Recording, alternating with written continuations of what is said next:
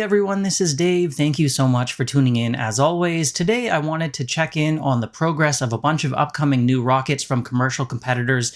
A lot of these guys will be competing directly against Neutron, or at least they plan to. And really all these people are trying to bring some competition to SpaceX with their dominant Falcon 9 rocket in the industry. We are going to be focusing on the medium to heavy lift segment as opposed to super heavy, so we're not looking too much at Starship or New Glenn, but I do want to congratulate New Glenn on their recent successful test flight. Getting to orbit on the first try is always very impressive, and that rocket does look like it's going to have a big impact on the industry going forward. As well, of course, Starship looking like it's going to have a massive impact on the industry as well. Nevertheless, I don't personally think the medium and heavy lift segment will completely disappear and we'll just only have super heavy lift vehicles. I know some people are of that opinion, but there are some very interesting rockets being worked on right now that are a little bit smaller and all trying to find their niche. So let's check in with how they're doing. We're talking Rocket Lab's Neutron, Firefly's MLV, of course Stoke Space's Nova with some interesting updates, Relativity's having some troubles right now, we'll go into that. And throw in maybe Antares 330 for kicks, because that one is supposed to have a first launch in 2025 as well. If you're new here, I hope you will consider subscribing by the end of the video, because every new subscriber is so important to the continued growth of the channel. And if you're not new here, thank you so much for continuing to support the channel, and I will check out your comments down below.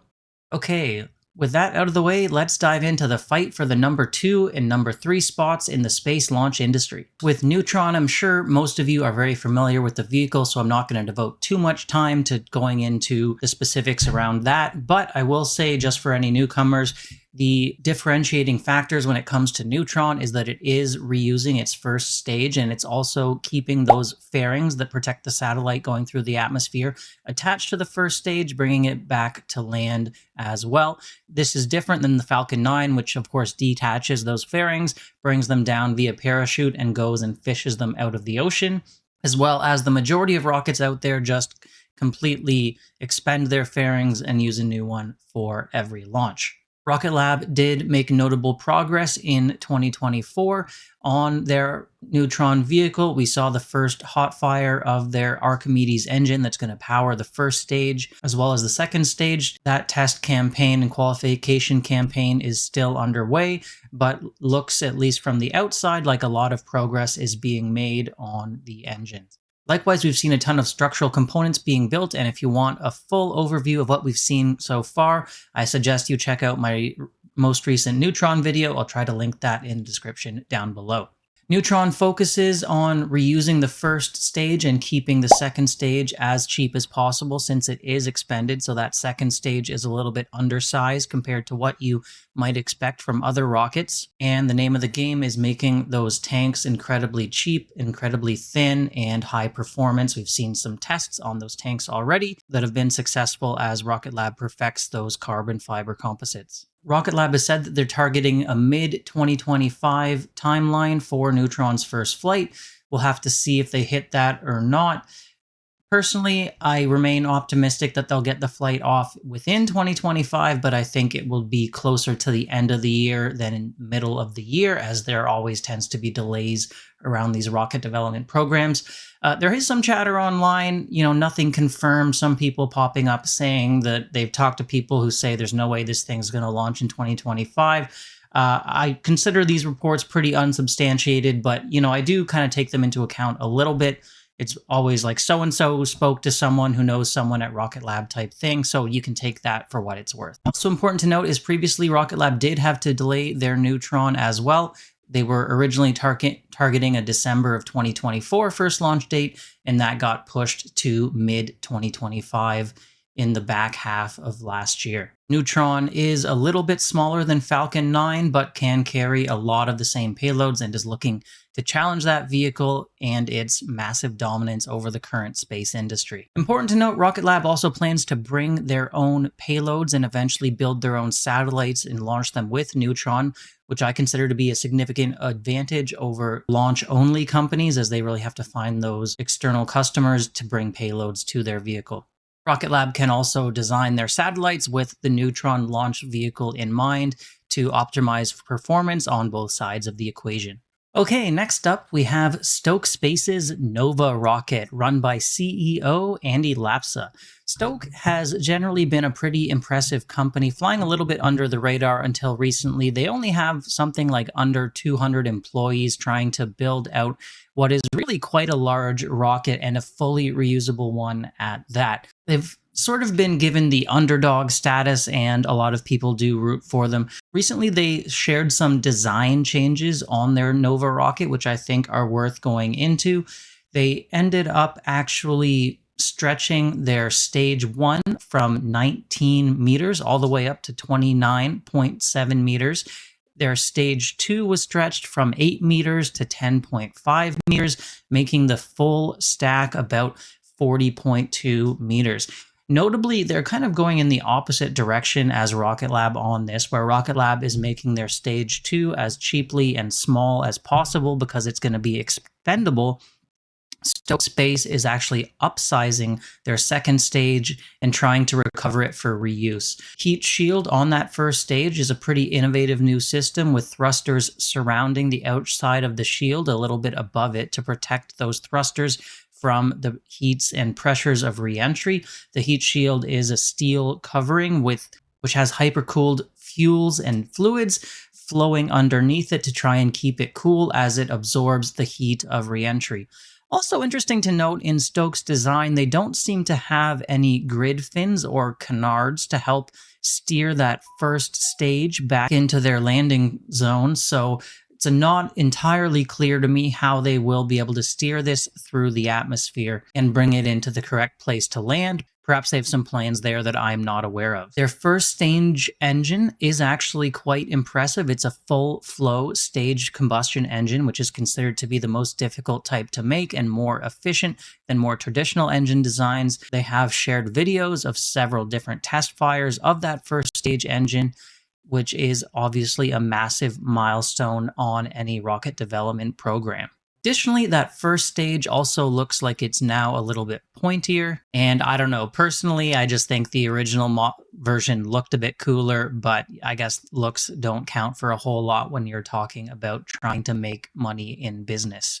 I will say that making this chart of the two rockets roughly to scale really brought home to me just how much Stoke is banking on reusability and how much they're trading off to get that second stage recovered. If we look at the two rockets' heights side by side, Neutron is just about 2.6 meters taller than the Stoke Nova, so actually quite close. Neutron also a bit thicker than Stoke's diameter, but they do appear like fairly close in size. The payload difference, however, is stark, with Rocket Lab's Neutron sending 13 tons into low Earth orbit, recovering that first stage and just expending that second stage. Of course, Rocket Lab's strategy being to make that second stage as cheap and light as possible, since they won't be getting any reuse out of it. However, Stoke, on the other hand, is making their second stage larger and incurring some cost and additional shielding and fuels in order to be able to bring it back to Earth and recover it, meaning that they are only sending 3 tons into low Earth orbit in fully reusable mode, or 10 tons less than Neutron. Personally, I do think that the bigger a rocket gets, the more sense it makes to go fully reusable. So that's why SpaceX's Starship can make so much sense to recover the second stage, just because it is so absolutely massive. But on these scales, I think it's a little bit of a tougher trade-off. Let me know what you guys think. You know, if Stoke does get this thing flying super regularly, then hopefully they can save millions of dollars per launch on these stages that they don't have to remake every time, but it will require quite a high cadence and probably some patience to get to that point. Very interesting dichotomy going on here between the two rockets. Stoke was also in the news just this week, announcing that they had raised an additional $260 million to advance the development of their vehicle as well as their Cape Canaveral launch site. This was a Series C round from a group of new and returning investors, bringing the total amount of money raised by the company to date up to $480 million. That includes a $100 million Series B in October 2023. So if you think that $100 million is about depleted, it seems like their cash burn rate may be around $100 million a year currently. that may require a step up in order to get their launch site and vehicle going. CEO Andy Lapsa did say that the launch site is expected to be done by the end of the year, but he declined to give an estimate for when the first launch would take place. Although in previous interviews, he did say that they were targeting a 2025 first launch. $260 million raise for a Series C round is quite a lot of money actually for a new company, which is interesting because Stoke has been having the reputation of doing a lot with a little. It looks like now they're kind of moving up in the world in terms of spending and capital, while still spending a lot less than Relativity with their Terran-R and 3D printing technology. Next up is Relativity Space and their Terran-R engine. Lately, Relativity Space has been in the news for all the wrong reasons. After pivoting and canceling their Terran-1 rocket after a mostly successful first launch test flight, they are moving on to a larger Terran-R vehicle, which is planned to compete more directly with the Falcon 9 and Neutron rockets. However, there's been a lot of signs that Relativity is struggling recently. First of all, they announced a little bit of a pivot away from fully 3D printing their rocket to only 3D printing certain sections and using more traditional manufacturing techniques for the rest of the vehicle. Additionally, they did get caught on Twitter sharing a video of a fairing saying that this was a fairing for their Relativity Terran-R, and it turned out to be actually an Ariane 6 fairing, the European upcoming rocket. Relativity may end up outsourcing those fairings and buying them from the same provider as the Ariane 6, but it wasn't a good look trying to pass those fairings off as their own. And furthermore, for a company talking about being vertically integrated and 3D printing all their own stuff, this was quite a wake-up call for some space fans to see. The bad news hasn't stopped there, though, for Relativity, because rumors have been swirling that they have been running dry on capital and trying to raise a new funding round unsuccessfully, as interest in the company has waned dramatically. Relativity previously commanded an absolutely massive valuation for a company that's never made any money as of yet, but investors seem to have run out of patience and confidence with the privately owned space company. According to Crunchbase, Relativity has raised a total funding amount of $1.4 billion, or almost $1 billion more than Stoke Space has in its lifetime, as the company does seem to have a voracious demand for burning capital. However, there has been some good signs. They have shared a lot of videos of engine tests of their first stage engines, and those have looked quite impressive. Propulsion always being one of the most important parts of a rocket, that is a good sign. So as these rumors have swirled that Relativity's funding has dwindled and they are running out of capital and unable to raise more through a new funding round, apparently a mystery billionaire stepped up to keep the company going. There was a lot of speculation as to who this might be, with the information being provided that they were a Silicon Valley billionaire and engineer. Of course, there are a lot of Silicon Valley billionaires, but we do know that Relativity has previous investors, including billionaire Chamath Palihapitiya, as well as billionaire Mark Cuban. And we also know that Tim Ellis had a bit of a mentor relationship with none other than ChatGPT CEO Sam Altman. However, all these theories proved incorrect, as it was eventually revealed that none other than former Google CEO Eric Schmidt is keeping the company afloat. Now, Eric has a net worth of about $26 billion, so theoretically he could keep Relativity going for quite a long time should he decide to. I have to say that this made quite an odd pairing to me. I always had the sense of Eric being a bit more pragmatic, down to earth, and not chasing after big ideas, so really surprised that he turned out to be the one who was investing in Relativity. Remains to be seen if Eric alone is going to be able to get them to the finish line of launching their Terran-R rocket, or if they'll need to find more funding elsewhere, or if the company's financial troubles will lead to them shutting down completely. Definitely curious to hear what you think of this arrangement with Eric down below in the comments. Okay, next up is Northrop Grumman's Antares 330 rocket. I'm not going to spend too much time on this because I don't consider it to be too much of a serious competitor. But as many of you may know, Northrop Grumman's Antares rocket has delivered Cygnus resupply capsules to the ISS for years now. However, because their engines were based on a Russian design after the invasion of Ukraine, this was decided that it would be no longer feasible to continue allowing Russian-made components on this American rocket. Northrop has now partnered with Firefly to bring new engines and basically an entirely new rocket to market, although they're still calling it Antares. Interesting that they would partner with a newcomer as opposed to working on it themselves, but I guess they just don't have that expertise for those first stage engines. The Antares is a bit of an upgrade from their previous versions with increased payload. It will now be capable of delivering approximately 8,000 kilograms to low Earth orbit, which is a substantial increase compared to earlier versions. I'm sure Northrop Grumman is hoping that they can get back to launching their own Cygnus capsules instead of having to put them on SpaceX rockets and paying a competitor to send those to the space station. However, the rocket will be completely expendable, and for that reason, I don't expect it to be a serious competitor for commercial payloads on the open market when it comes to cost. The currently expected launch time of the first Antares 330 launch is considered to be in the fourth quarter of 2025, although this being a rocket program, and especially with a company like Northrop Grumman, an old school player that doesn't always move that fast, wouldn't shock me at all personally if it moves to 2026, but let me know what you think about that down below. Continuing on with Firefly, they're also partnering with Northrop Grumman on their new medium launch vehicle called MLV, and I really do think they need to come up with a better name for this vehicle. Hopefully they do before it actually launches. MLV will launch from Virginia just like Rocket Lab's Neutron will, and it will have the ability to lift more than 16,000 kilograms to orbit, albeit that being in completely expendable mode, putting it in pretty much the same ballpark as Rocket Lab's Neutron. However, MLV is being designed for reusability, but details are pretty light on when that will get put in place. Apparently that will be after they start flying. It does look like they will expend their fairings as opposed to saving them and have a little bit more of a Falcon-like design and path to reusability. Once again, though, as I don't see any canards or grid fins on that first stage to bring it back into land, so that seems to be a capability they plan to add a little bit later on.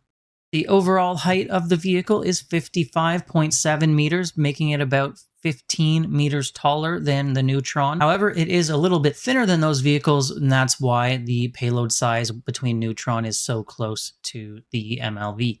Now, Firefly has shown a ton of engines tests of their new Miranda engine that will power both the medium launch vehicle as well as the next-gen Antares 330. There will be 7 of these Miranda engines. The stage 2 will be a Vera engine. Of course, Firefly already has experience launching their Alpha rocket, although they haven't quite been able to get up to the cadence I would hope for by now, seeing just a few launches per year at this point. And furthermore, we haven't really seen them deliver that full 1-ton to orbit that they claim to be able to do. Personally, I would love to see them deliver a heavier payload just to prove out those capabilities soon. Firefly was also in the news recently for hiring a new CEO, Jason Kim, who is pretty well regarded in the aerospace industry after they dismissed their former CEO for alleged inappropriate behavior. There was also rumors last year that Firefly was looking to sell themselves, as well as, of course, United Launch Alliance, but neither of those deals have come to fruition, and it does remain a private company. According to Crunchbase, the company has raised about $746 million across 10 funding rounds. So still about half what Relativity has raised, and Stoke is now quickly catching up to them in terms of funding.